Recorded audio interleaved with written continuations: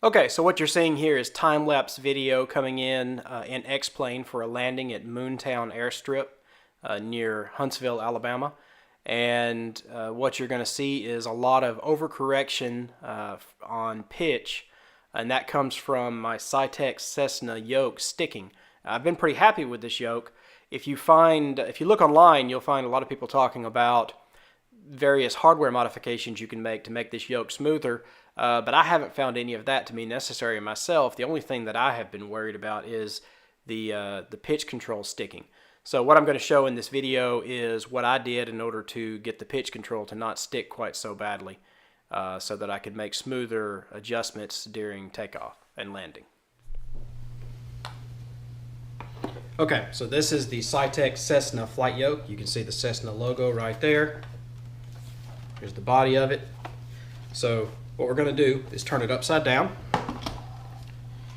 I have a screwdriver here that I have found that fits, and we have screw holes here, here, here, here, 4 of them here, 4 more there, there, there, and there.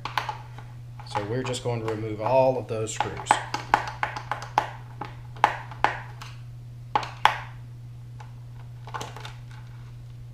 It helps to have a magnetic screwdriver. You see the screw hanging onto the end of there. That helps quite a great deal here. And another very important thing is the screw bowl, so the screws don't all disappear somewhere.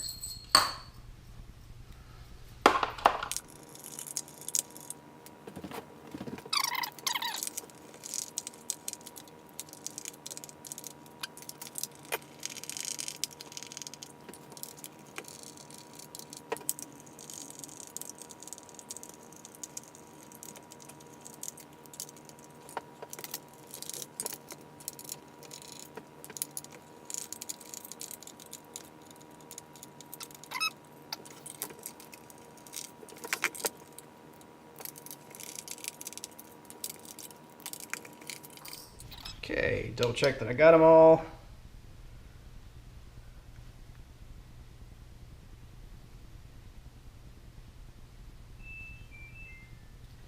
All right, now there are 2 screws here at the neck. They are slightly different and slightly smaller, and I need a smaller screwdriver for them.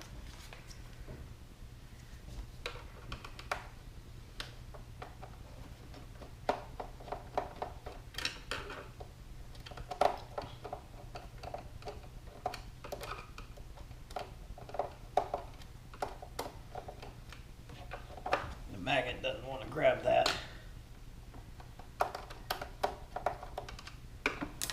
But I think I can just shake it out. There we go. I should be able to take this right off of there. And here is our mechanism. So with the top off here, what you'll see inside is there is a lot of grease. I think this is probably a silicone-based grease. It's if you go and research this online, what you'll hear for sure is that it is not a petroleum grease, because petroleum grease would attack the plastic parts. But whatever it is, there's a lot of it just globbed on. You can see some on the end of the toothpick here. And so what I did was I just took a toothpick and I found places where the grease was in excess, where there was just a lot of extra grease. You know, you don't want to take all the grease off of any one place. But what I'm going to do is take grease off where there's some excess, and I'm going to put it anywhere that I hear it scraping along this shaft. So as I move it, I can hear scraping sounds. And it can be a little difficult to find where the scraping sound is coming from. But what I ended up doing was, so I'll push the shaft in here, and this part of the shaft, whenever you are centered, is beneath this. And so I just took some grease from elsewhere where there was a lot of extra and then wiped it right along the shaft here. Made sure to get the other side. Just got it everywhere. Did the same thing to the rear. And especially important, and this is the one that I missed at first, is right here on the neck where the shaft first goes into the box. I was scraping along there as well. You could hear it whenever you move the shaft. You could hear I can't hear it now because I've done the work, but you could hear it scrape, scrape, scrape. So I just took the grease that was already in this and just took a little bit of the extra that was elsewhere and applied it. Just pick up some of this. If you get this on your hands, it's pretty sticky. It's a little difficult to get off, so I'm using a toothpick and just apply it liberally, move it back and forth to get it worked in there really good.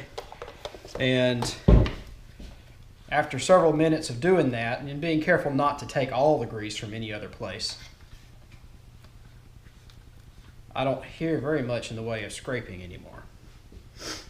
Now, if it works out that you have to continue to reapply this grease, then I believe this is going to be a silicone grease. So if I have to do this again, I'm going to go to the store and I'm going to try to find a grease that is like this, and we'll see how well that works. But for a first pass, it seems to be sufficient just to reallocate the grease that's already in the case.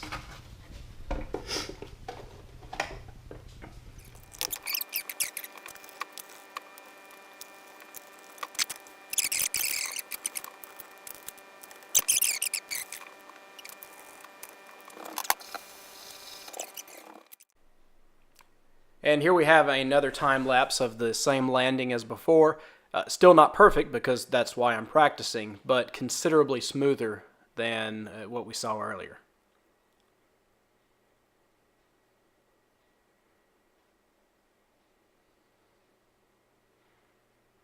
In the real Moontown, right about the point where this car you're about to see is, there's a sign that says low flying aircraft. Pretty glad this is a simulation because I think I might have clipped the top of that car if this had been a real world situation. And there we go. That's definitely a better landing and a smoother landing with a smoother pitch control on this yoke here.